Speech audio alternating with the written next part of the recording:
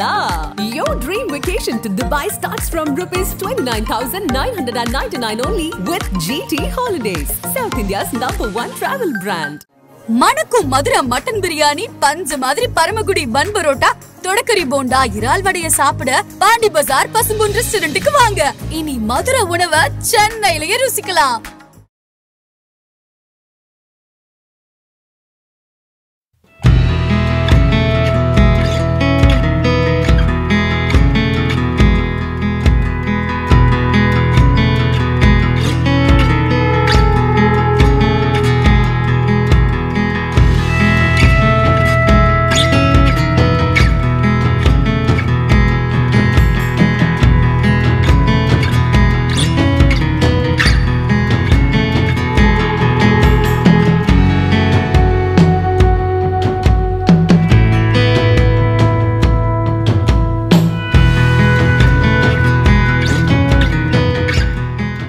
மரக்காணத்திலிருந்து வந்து கொண்டிருக்க ஈசிஆர் விஜயராகவன் சொல்லுவாங்க.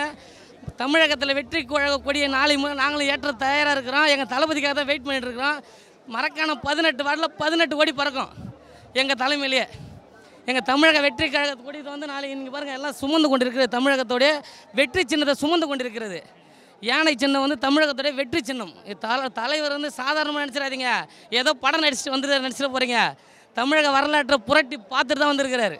இந்த வண்ண கொடியில் வந்து தமிழக வெற்றி கழக கொடியில் வந்துட்டு யானை சின்னம், அது வாகைப்பூ சின்னன்றது சாதாரண விஷயம் கிடையாது. எந்த வரலாற்று தலைவரும் இதெல்லாம் வைக்க மாட்டான். அந்த கொடி இந்த கொடி வைப்பாங்க. எங்கள் தலைவர் வச்சிருக்கிறாரு. வாகைப்பூ வெற்றி அடிச்சுட்டு வாகைப்பூவில் சூடிக்குன்னு வருவார்.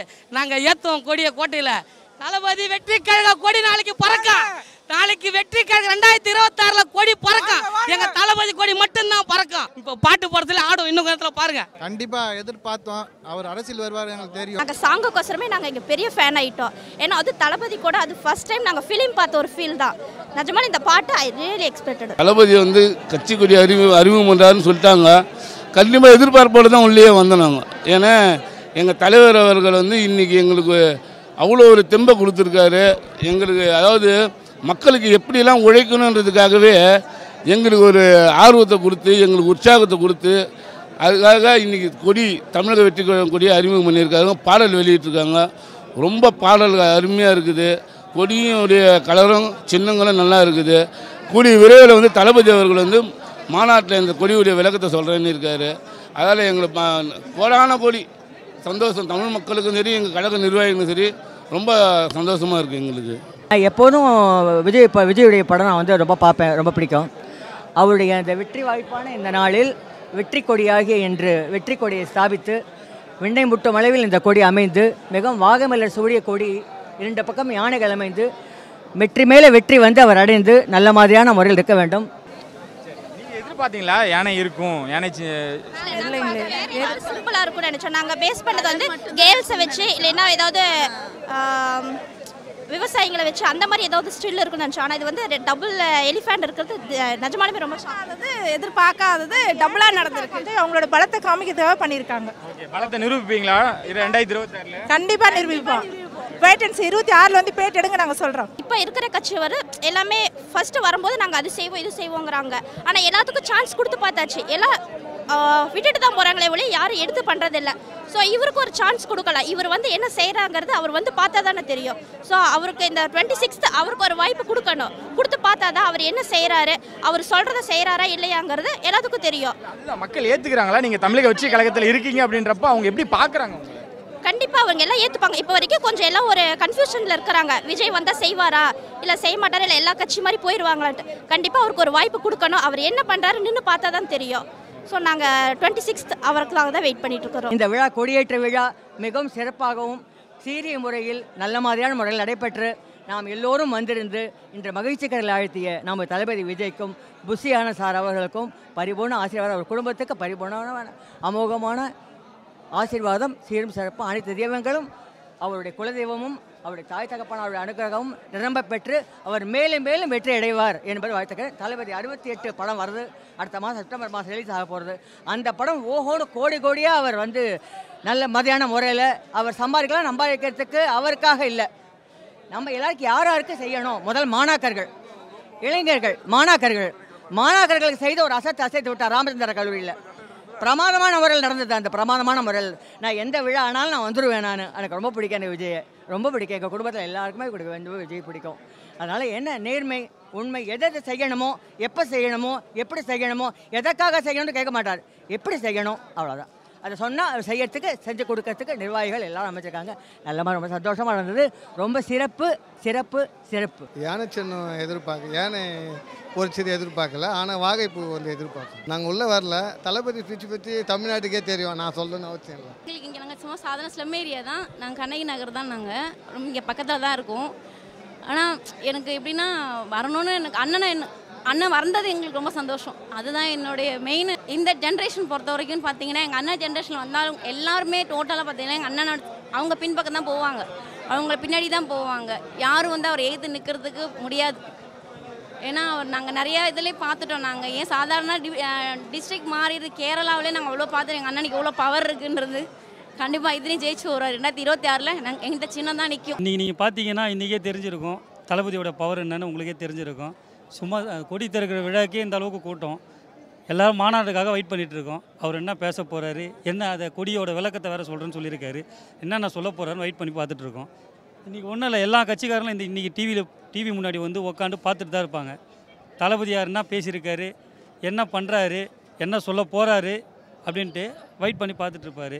எங்களுக்கு வந்து ஒரு மன திருப்தியோட முழு மனசோடு நாங்கள் கிளம்பி போகிறதான் போயிட்டுருக்கோம்.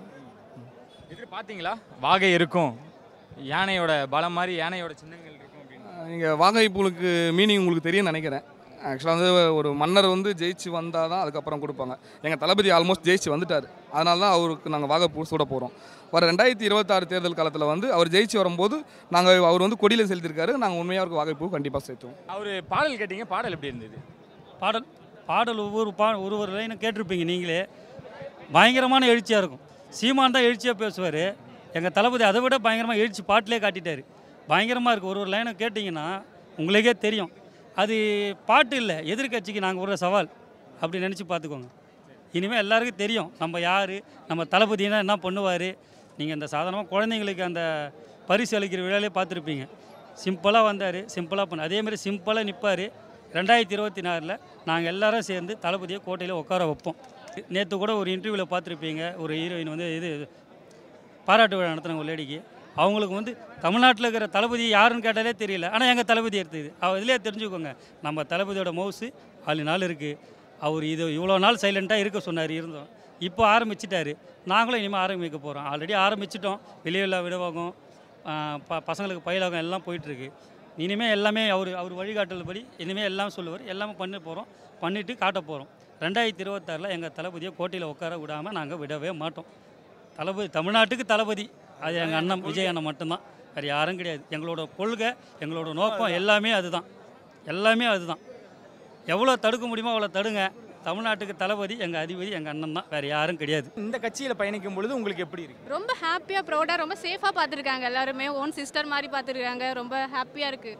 மற்ற கட்சியோடு எனக்கு தெரியல, பட் இந்த கட்சியை ரொம்ப சேஃபாக பார்த்துருக்காங்க. I'm so happy. கொடியின் நிறமாக இருக்கட்டும், சின்னமாக இருக்கட்டும், எல்லாம் எப்படி இருந்தது? இது இருக்குன்னு எதிர்பார்த்தீங்க? நான் கெஸ் பண்ணதாக தானே அந்த கலர்ஸில் வந்திருக்கோம். அதனால் ஸோ ஹாப்பி. அதனால் அந்த சின்னத்து உள்ளே இருக்குதா என்னென்னு கெஸ் பண்ண முடியல, பட் ஆனால் கலர்ஸ் கெஸ் பண்ணிட்டோம். சத்யா ஃப்ரம் பாண்டிச்சேரி. இன்றைக்கி இந்த நிகழ்ச்சின்றது எப்படி இருந்தது உங்களுக்கு? ரொம்ப சந்தோஷமாக இருந்தது. எங்கள் குடும்ப நிகழ்ச்சியை விட பல மடங்கு சந்தோஷமாக இருந்தது. நீங்கள் எதிர்பார்த்தீங்களா விஜய் இன்னைக்கு அவர்கள் பேசுவாங்க, இந்த மாதிரி பேசுவாங்க அப்படின்றலாம் எதிர்பார்த்தீங்களா?